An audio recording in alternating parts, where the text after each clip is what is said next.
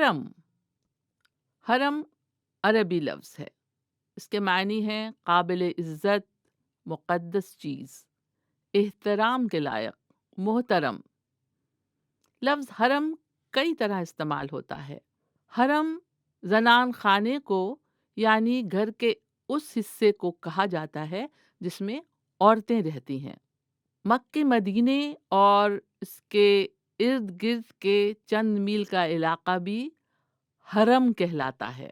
اردو شاعری میں دیر و حرم کا بہت ذکر آتا ہے۔ دیر یعنی بت خانہ اور حرم یعنی مسجد۔ دیر و حرم اور ان سے جڑے لوگوں کے بیچ کے جھگڑے بھی بہت پرانے ہیں، لیکن شاعر ان جھگڑوں میں نہیں پڑتے۔